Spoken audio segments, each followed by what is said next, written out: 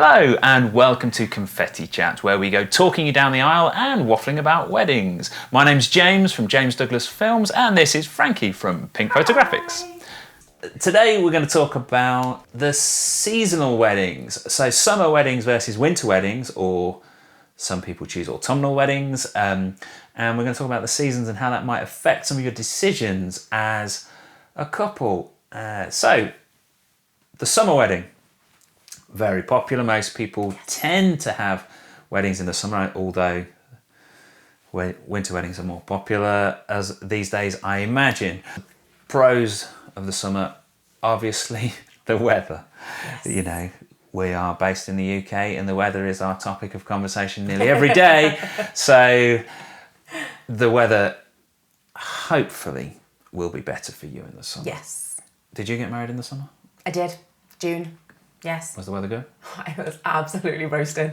Yes. There is one really, really classy photo of me with a big giant fan with my dress up because that's how I roll. Very nice. It was very, very needed because it was so hot.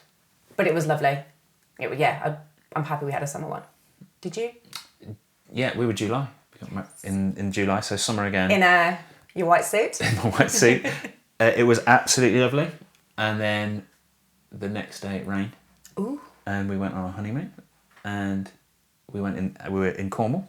Nice. And it rained for a week, non-stop. So there's no guarantee. There really isn't. I forgot my coat. Oh, because why would you need it? Because it's the summer? And I had to buy a coat. No one sells you a coat Not in the summer. in the first week of August. So yeah. They look at you like, why are you buying a coat? Yeah. So the summer, the weather, not a guarantee. Yeah, definitely not a guarantee in the UK. But obviously, like you said, the heat. Yes. You get the longer days. Yes. Which means that there is a golden hour. More daylight. More daylight.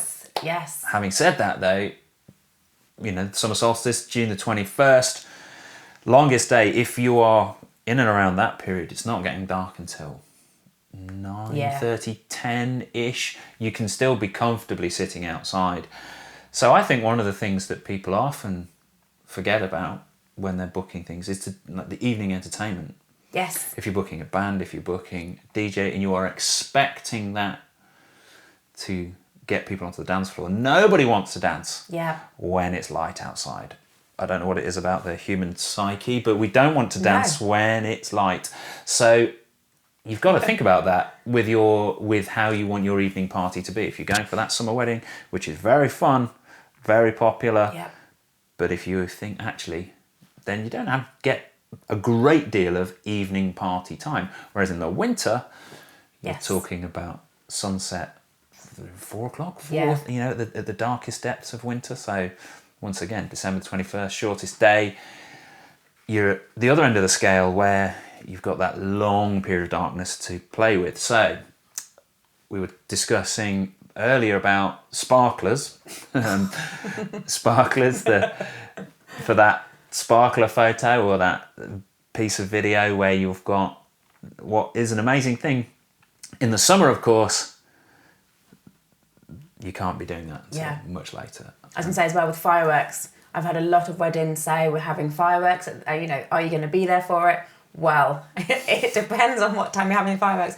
Generally in the summer, you're going to have them about 10:30, which is obviously towards the end of the night, which is when it's going to start getting dark, because any earlier than that, absolutely pointless. Yeah. But people don't factor that in with the summer weddings because obviously see it online or see other photos and albums or whatever, and they see the firework photos, they want it, but it's not realistic for the time of the year that they've got their wedding booked for.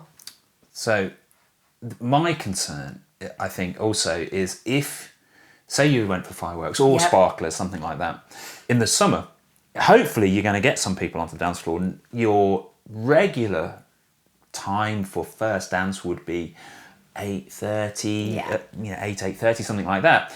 But of course, fireworks or sparklers, you can't do that until much later. So what happens is you'll drag everybody outside to go and do this.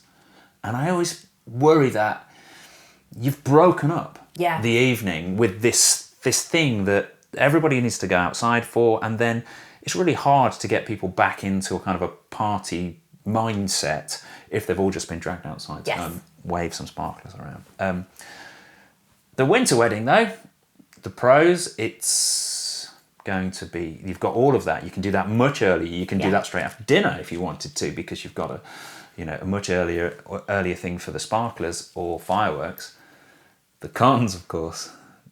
It's cold. The cold. It's just so cold. It's cold. Yeah, it's cold and it can be wet. Yes. Which it could be an issue with what outfits people are wearing. Absolutely. So, wedding dresses, we need to talk about wedding dresses. Winter wedding, lovely to think about. It's Christmassy and things like that. It's beautiful. Fairy lights everywhere. Cape, fur, love it. Fake fur things, those types of things, lovely. Beautiful.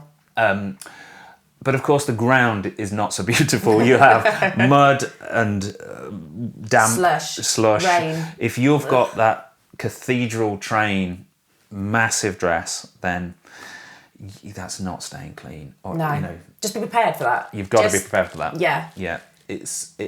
Go for it if you want it. Great. Yes, please do. Yes. Because they look amazing, but have some system of getting it out of the wet and the just grime. Yeah. It's not fun down there, and you might not think about that. That's something that we see it, and at the start of the day when we're shooting prep, I can look and go, oh, that's a big long dress. You go, did it's raining outside. Did they know? Yeah.